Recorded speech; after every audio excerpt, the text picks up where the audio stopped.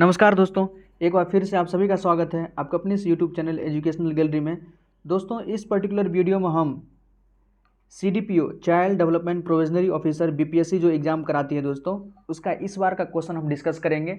इससे पहले भी हमने BPSC जो कई सारे एग्ज़ाम करवाती है और उसमें जो साइंस का क्वेश्चन पूछती है, उस सारे साइंस का क्वेश्चन हमने दोस्तों कई वीडियोज़ में आपको अवेलेबल करवाया है। डिस्क्रिप्शन बॉक्स में लिंक है, जरूर उसको देख लें, क्योंकि प्रीवियस ईयर से दोस्तों बहुत सारा question as it is BPSC के एग्जाम में as it is question repeat हो जाते हैं। आप जैसे ही वीडियो देखेंगे आपको लगेगा कि ये सारा क्वेश्चन कहीं न किसी एग्जाम में पूछा गया था।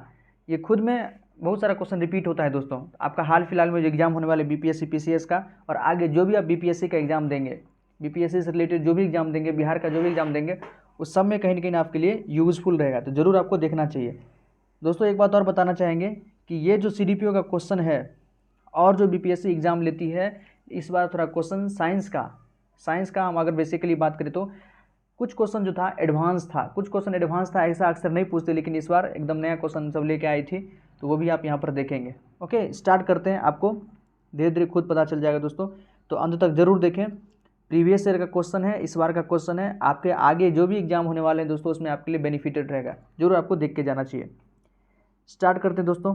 51 है, देखिए, आधुनिक परमाणु प्रतीक जो मॉडर्न पीरियडिक सिंबल है, आप जानते होंगे जो परमाणु का एटॉमिक जो सिंबल है आजकल, जैसे सोडियम का क्या है, हम लोग Na यूज़ करते हैं, पोटेशियम का हम लोग K यूज़ करते हैं, क्रोमियम का Cr यूज़ करते हैं, कैल्शियम का Ca यूज़ करते हैं, ओके, कॉपर का Cu यूज़ करते हैं। इसके बारे में कह रहा है कि आधुनिक परमाणु प्रतीक जो मॉडर्न एटॉमिक सिंबल है किसके द्वारा प्रस्तावित विधि पर आधारित है, किसने इसके बारे में बताया था? ओके, तो बर्जीलियस। किसने दोस्तों?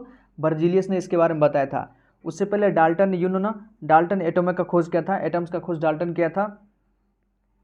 उसने क्या बताया था? उसने जो सिंबल दिया था, बस जैसे गोल्ड है तो गोल्ड को क्या कर दिया, एक मान लीजिए स्क्वायर बना दिया है, उसके अंदर G लिख दिया है गोल्ड। इस प्रकार से वो पहले क्या था, कॉपर है तो कॉपर को Cu लिख दिया है, एक मतलब सिंबल बना के Cu लिख दिया था, ऐसे करके वो पहले था। लेकिन अभी जो हम लोग यूज़ करते हैं जो भी symbol, hydrogen, helium, lithium, beryllium, boron, carbon, सब दोस्तों वो किसका दिया हुआ है? तो बर्जीलियस का। NCERT का क्वेश्चन था, बेहतरीन क्वेश्चन था, ये क्वेश्चन तो बढ़िया था। ओके, 51 का भी सिलेबस से था। आगे देखिए 52, निम्नलिखित विशेषताओं में से कौन सी रासायनिक परिवर्तन की विशेषताएं नहीं है? कई सारा प्रॉपर्टीज आपको दिया हुआ है नीचे पर, उसमें से आपको पूछ रहा है कि कौन सा केमिकल चेंजेस का, जो भी केमिकल चेंज, फिजिकल चेंज होता है, उसमें से केमिकल चेंज का कौन सा प्रॉपर्टीज नहीं है? ओके, देखिए चारों ऑप्शन पढ़ते हैं। फर्स्ट है अनुत्क्रमणीय होना, मतलब इरिवर्सिबल।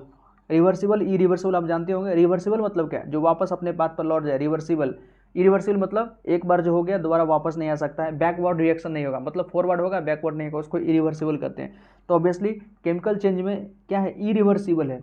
जैसे फल का पकना दोस्तों, फल एक बार पक गया तो दोबारा वो फल कच्चा नहीं हो सकता है, उसके बाद फल आगे सड़ेगा ही, तो ये क्या है, केमिकल चेंज है। उसको क्या कहते हैं, इरिवर्सिबल, मतलब फॉरवर्ड हो जाएगा, बैकवर्ड नहीं आएगा।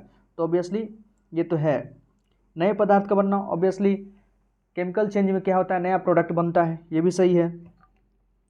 थर्ड है ऊर्जा में कोई निवल परिवर्तन नहीं होना। एनर्जी में कोई निवल मतलब कोई खास चेंज नहीं होना, ये बिल्कुल गलत है। कहीं भी चेंज होगा, बदलाव होगा केमिकल चेंज में, तो एनर्जी का दोस्तों, या तो एनर्जी बढ़ भी सकती है, एनर्जी कम भी हो सकती है, एनर्जी एब्जॉर्ब भी होती है कभी कभी, एनर्जी कभी कभी रिलीज भी होती है।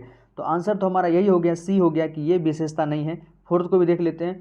ऊर्जा का अवशोषण होना, बिल्कुल, केमिकल चेंज में कभी कभी एनर्जी एब्जॉर्ब भी होती है, कभी कभी एनर्जी रिलीज भी होती है, तो ये सब है। लेकिन पूछ रहा है कौन नहीं है, तो ऑप्शन आपका C करेक्ट हो गया। ओके, 53 देखिए, ये भी अच्छा क्वेश्चन था।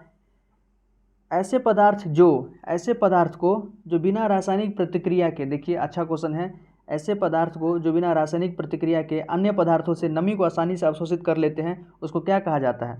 ऐसे पदार्थ, कोई ऐसा सब्सटेंस हो बिना किसी केमिकल चेंज के, किसी दूसरे सब्सटेंस से उसका मॉइस्चर एब्जॉर्ब कर लेता है। आप देखे होंगे दोस्तों, जैसे आप नमक क्या करता है, देखिए नमक को आप देखे होंगे, रेनी सीजन के आसपास या विंटर सीजन में, जब एटमॉस्फेयर में मॉइस्चर बहुत ज़्यादा रहता है, एटमॉस्फेयर में जब मॉइस्चर बहुत ज़्यादा है तो नमक क्या करेगा, अगर नमक को आप बाहर छोड़ दिए रहेंगे तो नमक आपका भीग जाता है, खुद ब खुद भीग जाता है। ये क्या करता है, हाइग्रोस्कोपिक होता है, मतलब एटमॉस्फेयर से जो भी उसमें वाटर वेपर है वगैरह, वाटर का मॉलिक्यूल है, उसको ये एब्जॉर्ब कर लेता है बिना किसी रिएक्शन के। ओके, ये ऐसा आप अक्सर देखे होंगे। वही पे हमसे यहाँ पे पूछ रहा है, ऐसे पदार्थ जो बिना रासायनिक प्रतिक्रिया के अन्य पदार्थों से नमी आसानी से अवशोषित कर लेते हैं, उसको क्या कहा जाता है? तो उस लोग देखिए दोस्तों कई सारा है आंसर, लेकिन इसका गया है ड्राइंग एजेंट या डेसिकेसिंग एजेंट। तो डेसिकेटिंग एजेंट इसको कहते हैं, सुखाने वाले एजेंट। ओके, तो डेसिकेटिंग एजेंट यहाँ पर कोई नहीं है, तो हमारा ऑप्शन क्या हो गया, ऑप्शन ई, 53 का ई। इसको क्या कहते हैं, डेसिकेटिंग एजेंट कहते हैं। ओके, जल शोषक तो क्या होता है, ये तो ड्राइंग एजेंट होता है, तो ऑप्शन ई हो गया 53 का ई। नेक्स्ट देखते हैं 54, कार्बन मोनोऑक्साइड जिसको CO भी बोलते हैं से प्रदूषित वायु में सांस लेना खतरनाक है, क्योंकि देखिए कोई एयर है वहाँ पर कार्बन डाइऑक्साइड की एबंडेंट में, मतलब प्रचुर मात्रा में, या कह सकते हैं कि कार्बन डाइऑक्साइड की प्रचुर मात्रा में, वहाँ पर कार्बन डाइऑक्साइड अपने आप एक क्या है, बहुत बड़ा प्रदूषक है, पॉल्यूटेंट है, तो उसमें आपको सांस लेना खतरनाक है। क्यों, कई सारा ऑप्शन दिया है आपका। कार्बन मोनोऑक्साइड रक्त में ऑक्सीजन के साथ संयोजन करता है, कार्बन मोनोऑक्साइड हीमोग्लोबिन के साथ संयोजन करता है, कार्बन मोनोऑक्साइड शरीर से पानी को निकालता है और निर्जलीकरण का कारण बनता है। डी है, कार्बन मोनोऑक्साइड शरीर में प्रोटीन के जमाव का कारण बनता है। तो देखिए दोस्तों इसका क्या होना चाहिए, कार्बन मोनोऑक्साइड जो हीमोग्लोबिन के साथ संयोजन करता है, ऑप्शन बी करेक्ट है, 54 का बी। होता क्या है, देखिए हमारे शरीर में हम जो ऑक्सीजन लेते हैं, नोज के थ्रू ऑक्सीजन लेते हैं, लंग्स के पास, फेफड़ा के पास ऑक्सीजन का क्या होता है, गैसेज एक्सचेंज, जिसको क्या कहते हैं, एल्वियोलाई होता है फेफड़ा में, वहाँ पर गैसेस एक्सचेंज होता है, मतलब O2 लेते हैं हम और CO2 को वहाँ पर छोड़ दिया जाता है एल्वियोलाई के पास। ओके, ये फेफड़ा में होता है, लंग्स में होता है, लंग्स में ब्रोंक्यूल्स, उसके बाद एल्वियोलाई होता है, वहाँ पर ये होता है, O2 लेते हैं और CO2 छोड़ देते हैं। ओके, ये O2 क्या करता है, ये O2 ऑक्सीजन ब्लड में होता है, हीमोग्लोबिन, RBC के अंदर क्या होता है, हीमोग्लोबिन होता है, हीमोग्लोबिन इस O2 को अपने साथ जोड़ता है, हीमोग्लोबिन क्या करता है, O2 को अपने साथ जोड़ता है। समझिए कि हीमोग्लोबिन क्या है, एक वैन है, व्हीकल है, सवारी गाड़ी है, जो O2 को बैठाता है और ले जाता है प्रत्येक सेल के पास ले जाता है। ब्लड तो पूरे सेल में फ्लो करता है, आर्टरीज, वेन, कैपिलरीज के माध्यम से। ओके, तो प्रत्येक सेल को O2 प्रोवाइड कराता है, और जिसको O2 दिया उससे क्या करता है, CO2 ले लेता है, क्योंकि ऑक्सीडेशन की प्रोसेस होती रहती है, ऑक्सीडेशन में हम लोग O2 यूज़ करते हैं, CO2 छोड़ते हैं मेटाबॉलिज्म में, तो CO2 ले लेता है। तो ये हीमोग्लोबिन का काम है कि O2 लेना, CO2 छोड़ देना। लेकिन जब मान लीजिए कार्बन मोनोऑक्साइड एटमॉस्फेयर में बहुत ज़्यादा होगा, तो आप क्या करेंगे, कार्बन मोनोऑक्साइड को इनहेल करेंगे, तो हीमोग्लोबिन क्या करेगा, CO के साथ CO को कैरी करने लगेगा। लेकिन जब हीमोग्लोबिन कार्बन मोनोऑक्साइड को कैरी करता है, तो ये क्या बना देता है, ये दोस्तों एक स्टेबल प्रोडक्ट बना देता है, स्टेबल प्रोडक्ट। अब इसके साथ कोई और नहीं जुड़ सकता था, यदि ऑक्सीजन को ये जोड़ता है तो वो अनस्टेबल प्रोडक्ट बनाता है। हीमोग्लोबिन ऑक्सीजन के साथ जब जुड़ता है तो वो क्या है, अनस्टेबल प्रोडक्ट है दोस्तों। ये मतलब जुड़ा और तुरंत छूट भी जाएगा, मतलब ऑक्सीजन को लेता है, फिर बाद में CO2 को भी ले लेता है, ऑक्सीजन दिया CO2 ले लिया, तो ये अनस्टेबल प्रोडक्ट बना देता है। लेकिन जब हीमोग्लोबिन कार्बन मोनोऑक्साइड को खुद के साथ जोड़ लेता है, तो समझिए एक प्रकार से बर्बाद हो गया है, ये स्टेबल बना दिया। स्टेबल मतलब क्या, अब इसको ये टूट नहीं सकता है। तो आपके शरीर में जो भी हीमोग्लोबिन है, यदि वो सारा हीमोग्लोबिन कार्बन मोनोऑक्साइड के साथ ज्वाइन हो गया, जुट गया, आपका हीमोग्लोबिन समझिए बर्बाद हो गया है।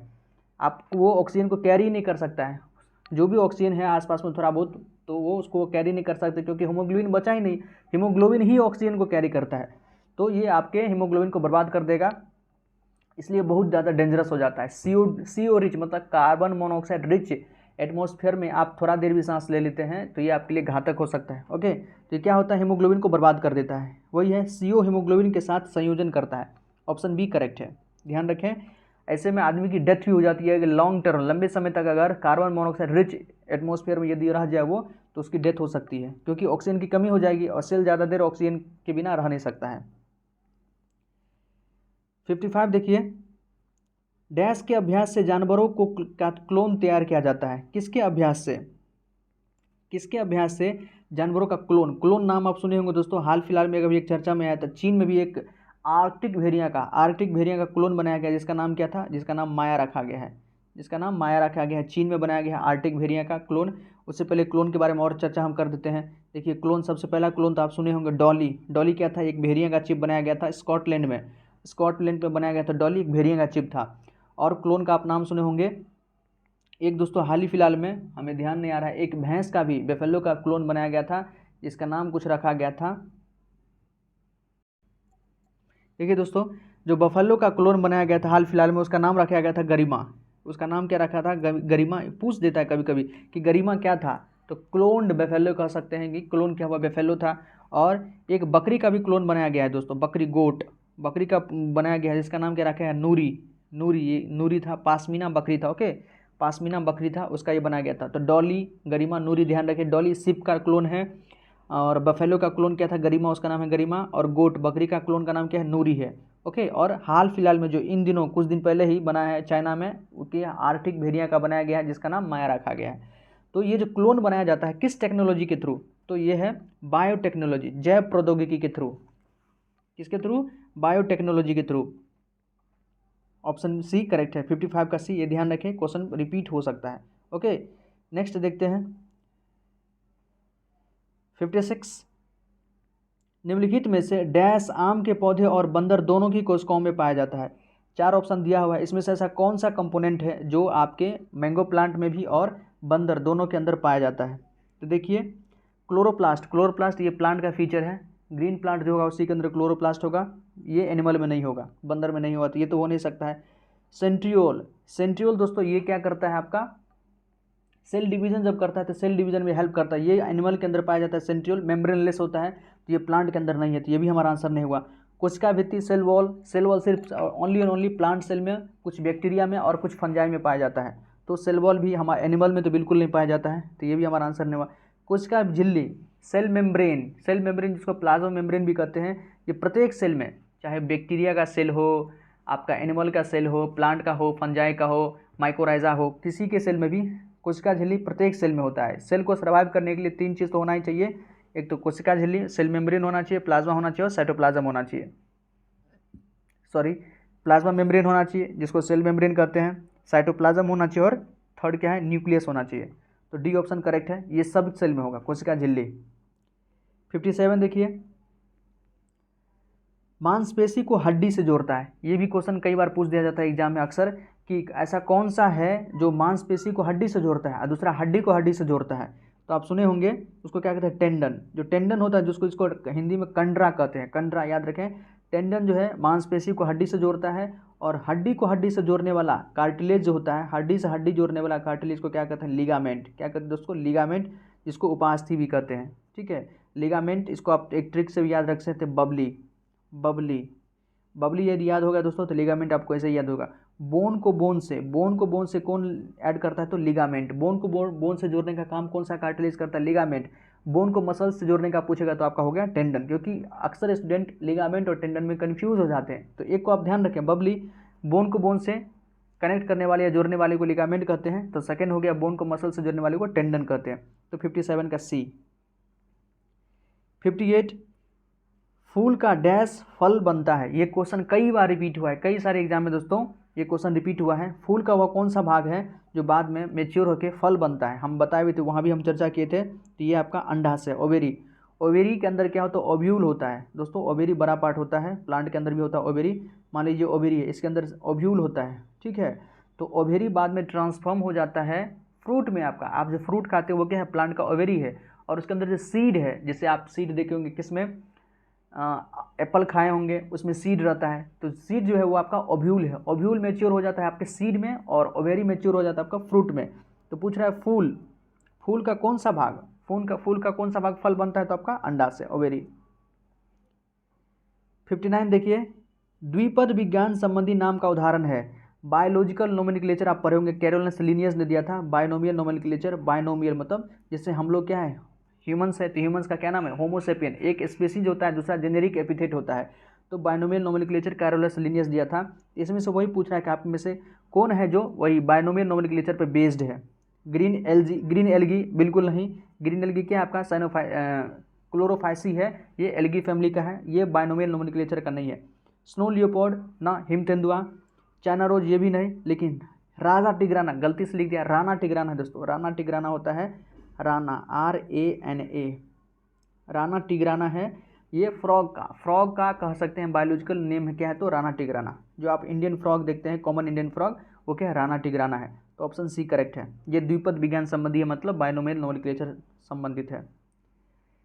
60 देखिए, संक्रामक रोगों का सबसे सामान्य भाग क्या है, जो भी कम्युनिकेबल डिजीज है उसका सामान मतलब जनरल वेक्टर कौन है, तो यह होता है आपका मच्छी, कौन है, मच्छी। 61, विटामिन ए का सबसे अच्छा स्रोत कौन है, ऑब्वियसली ये आसान क्वेश्चन है, गाजर जो है विटामिन ए का सबसे अच्छा स्रोत है, ओके। 62, कंधे पर पाए जाने वाला जोर, जो ज्वाइंट आपके कहाँ पर है, शोल्डर में है, शोल्डर मतलब कंधा। कंधे पर पाए जाने वाला जोर ज्वाइंट डैश में भी पाया जाता है, मतलब जो ज्वाइंट आपके कंधा पे शोल्डर पे है दोस्तों, वही ज्वाइंट सेम ज्वाइंट और कहाँ पाया जाता है। तो सबसे पहले आपको ये पता होना चाहिए कि ये कंधा में जो ज्वाइंट है उसको क्या कहते हैं, उसको कहते हैं बॉल एंड सॉकेट ज्वाइंट। ये क्या है दोस्तों, ball and socket joint. Ball and socket joint, same joint कहाँ होता है, बॉल एंड सॉकेट ज्वाइंट हमारे शरीर में दूसरा जगह, और बॉल एंड सॉकेट ज्वाइंट कहाँ पे, तो आपके नितंब में। कहाँ पर है, नितंब, जिसको पेक्टोरल गडल भी कहते हैं। नीचे वाला जो आपका पेक्टोरल गडल, सॉरी पेल्विक गडल, यहाँ नितंब है। कमर वाला जो हड्डी है दोस्तों, जहाँ पैर ज्वाइंट है, ह्यूमरस जहाँ से ऐड है, सॉरी फीमर, फीमर का जो है जांग का हड्डी जिससे ऐड है दोस्तों, जांग का हड्डी फीमर, तो वो आपका कहाँ पर है, नितंब में है। तो वहाँ भी पेल्विक गडल में क्या होता है, बॉल एंड सॉकेट ज्वाइंट होता है।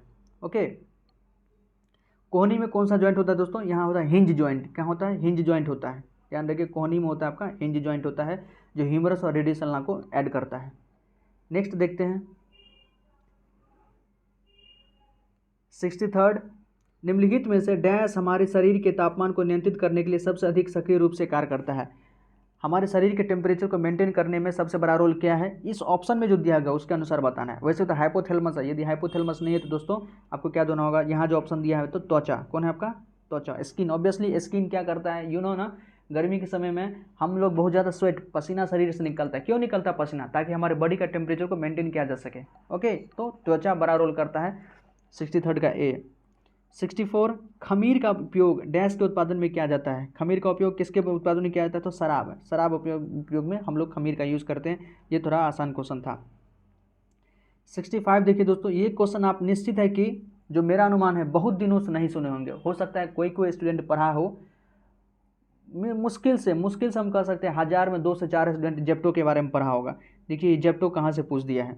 1 जेप्टो क्या होता है, तो जैसे आप ऑक्टेन, नोनेन, डेकेन जानते हैं, उसी प्रकार से 10 की पावर -21 को क्या कहते हैं दोस्तों, जेप्टा। 10 की पावर -21 को क्या कहते हैं, जेप्टा। ऑप्शन सी करेक्ट है। ध्यान रखिए, 10 की पावर -21 को क्या कहते हैं, जेप्टा। जैसे 10 की पावर -9 को क्या कहते हैं, नैनोमीटर कहते हैं दोस्तों। 10 की पावर -9 को नैनोमीटर कहते हैं। 10 की पावर 9 को क्या कहते हैं, प्लीज़ कमेंट सेक्शन में बताएंगे। 10 की पावर 9 को क्या कहते हैं, -9 को तो पता है नैनोमीटर, 9 को क्या कहते हैं, फेमडोमीटर के बारे में पूछता है, पिकोमीटर के बारे में पूछता है। तो ये सब आपके बारे में आपके पास जानकारी होना चाहिए दोस्तों, आता है। 66, पेंडुलम। हमने जो भी क्वेश्चन अभी तक किया है दोस्तों, एक न एक क्वेश्चन पेंडुलम से हर बार रहता है। पेंडुलम से हो गया, पेंडुलम का हो गया, साउंड का हो गया, लाइट चैप्टर का था, एक ना कोई क्वेश्चन आपसे रहेगा ही। पेंडुलम का तो हर में पूछा जाता है दोस्तों, पेंडुलम को अच्छे से पढ़ के जाएं। पेंडुलम का टाइम पीरियड के बारे में हमने आपको बताया था, एक बार और बता देते हैं। T= होता है 2π√L/G, √, आपका L/G होता है। अक्सर यही से आपके वेरिएशन करके पूछेगा कि लेंथ को हम बढ़ा देते क्या होगा, लेंथ को बढ़ा दे या कम कर दे तो टाइम पीरियड पे किस प्रकार से असर पड़ेगा, ग्रेविटी को बढ़ा दे या कम कर दे तो टाइम पे किस प्रकार का असर होगा, वो आपसे पूछता है। यहाँ देखिए, पेंडुलम घड़ी की समयावधि, जो पेंडुलम क्लॉक होता है दोलन, उसका समयावधि कितना होता है, तो 2 सेकेंड। पेंडुलम घड़ी का टाइम पीरियड कितना होता है, 2 सेकेंड होता है, ध्यान रखें।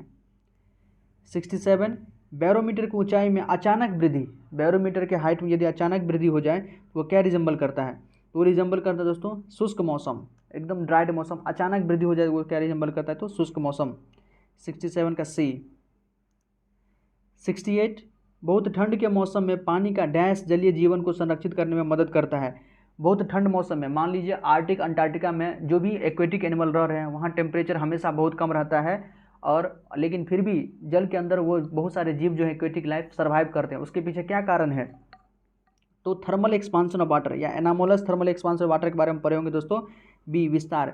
पानी क्या होता है, यू नो ना, पानी का डेंसिटी 4 डिग्री सेल्सियस पे मैक्सिमम होता है। 4 डिग्री सेल्सियस पे पानी का टेम्परेचर डेंसिटी जो होता है मैक्सिमम होता है।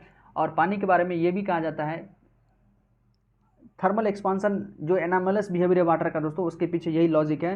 वो क्या है, 4 डिग्री सेल्सियस पे डेंसिटी मैक्सिमम होता है। जो भी इससे कम ठंडा पानी है वो कम ठंडा पानी ऊपर चला आता है, और जो उससे बहुत ज़्यादा मतलब नॉर्मल टेम्परेचर रहता है वो ऊपर वाले से नीचे लेयर पर आता है। तो नीचे का पानी है उतना ठंडा नहीं रहता है, ऊपर पानी का जो सरफेस के ऊपर वाला पानी रहता है, तल वाला, वो कुछ ज़्यादा ही ठंडा रहता है, लेकिन नीचे का पानी अपना टेम्परेचर को मेंटेन किए रहता है, जैसी को कहते हैं एनामोलस बिहेवियर ऑफ वाटर, वो आपका, जिसके कारण से जो एक्वेटिक लाइफ वहाँ पर सर्वाइव करता है। तो विस्तार याद रखें, एक्सपांसन, थर्मल एक्सपांसन। 68 का बी। 69 देखिए, निम्नलिखित में से ग्रीन हाउस कौन है, इसमें से कौन सा गैस है जो ग्रीन हाउस गैस है? तो कार्बन डाइऑक्साइड बिल्कुल ग्रीन हाउस गैस है। CFC methane. निम्नलिखित में से ग्रीन हाउस गैस कौन है? कार्बन डाइऑक्साइड बिल्कुल ग्रीन हाउस गैस है। ओजोन, मीथेन, CFC ये सब ग्रीन हाउस गैस है दोस्तों। ओजोन तो वैसे बहुत कम इसका क्वांटिटी होता है, तो एक से ज़्यादा करेक्ट है तो ऑप्शन क्या हो गया? ई हो गया। कार्बन डाइऑक्साइड है, मीथेन है, नाइट्रस ऑक्साइड है, ये सब क्या है? ग्रीन हाउस गैस है। तो 69 का ई। 79 देखिए।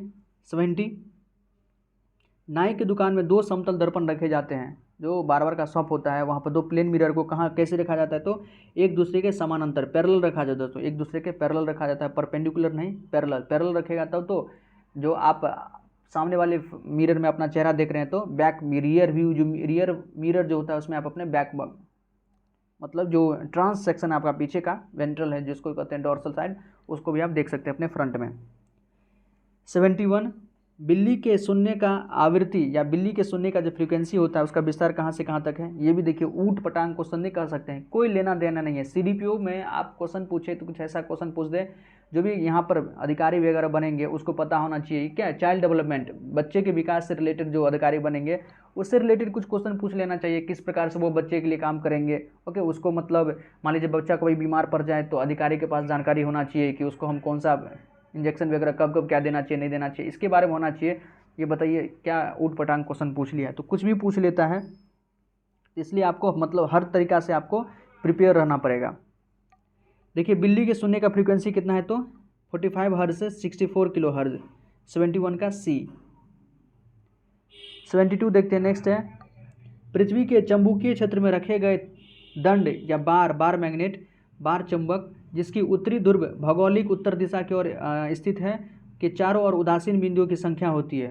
देखिए ये भी क्वेश्चन ये मतलब 12th के साइंस से पूछ दिया है मैग्नेटिक से, तो ये आपका हो गया ऑप्शन ए करेक्ट है दोस्तों। 72 का ए। इसको बस ऐसे ध्यान रखें, कुछ क्वेश्चन 1-2 आ जाता है जिसको छोड़ने वाला भी होता है तो कह सकते हैं इसको आपको छोड़ना ही पड़ेगा, अन्यथा आप अगर कहीं आपका सुधर गया तो सही हो जाएगा। 73 बड़े शोरूम और डिपार्टमेंटल स्टोर में इस्तेमाल किए जाने वाला विजिलेंस दर्पण होता है।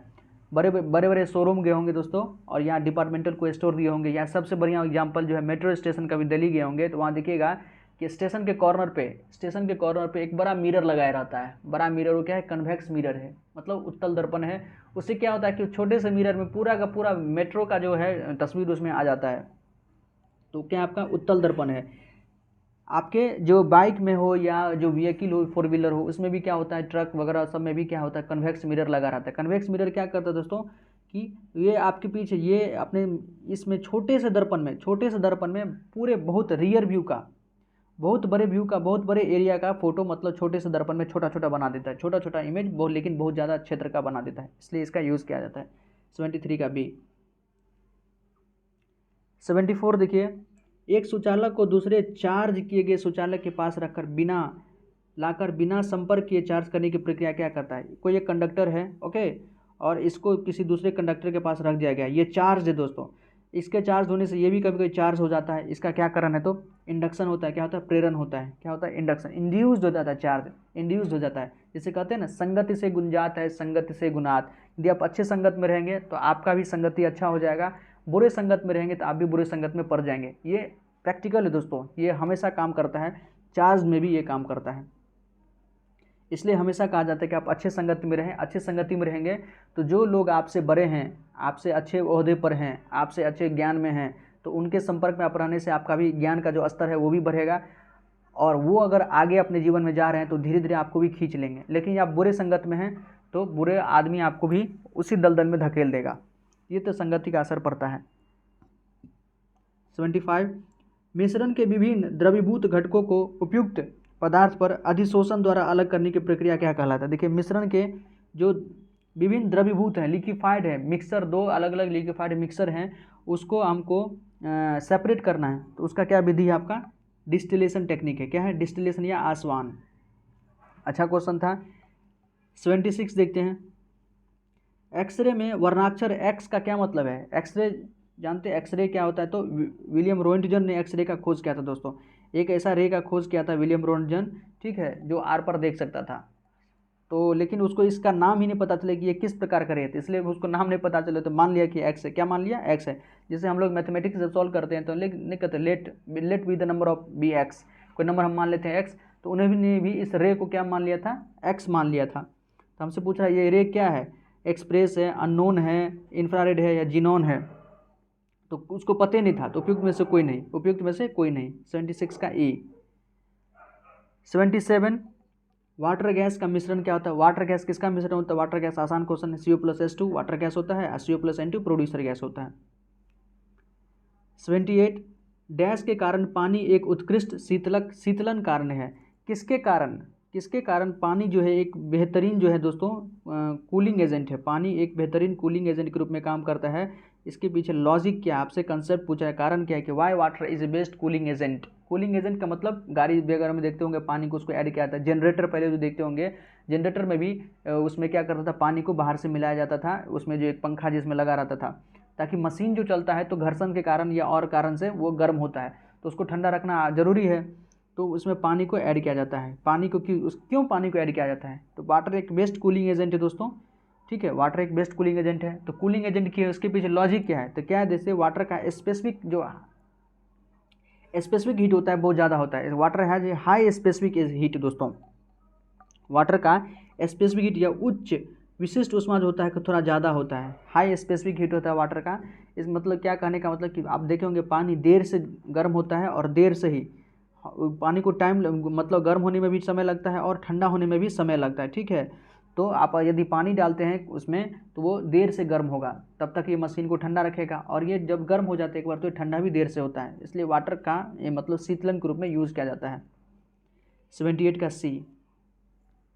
79 कोलाइड कण के आकार की सीमा होती है। कोलाइड आप पढ़े होंगे, सब सॉल्यूशन के बारे में पढ़े होंगे दोस्तों, सस्पेंशन के बारे में पढ़े होंगे, उसके बाद कोलाइड के बारे में पढ़े होंगे। कोलाइड, सॉल्यूशन, सस्पेंशन, ये एक चैप्टर है क्लास 9th में, उसी में है। तो कोलाइड का कितना होता है, मतलब इसका जो पार्टिकल उसका साइज कितना होता है? 10⁻⁷ मीटर से 10⁻⁻10 मीटर। कितना? 10⁻⁷ मीटर से 10⁻⁻10 मीटर। ओके।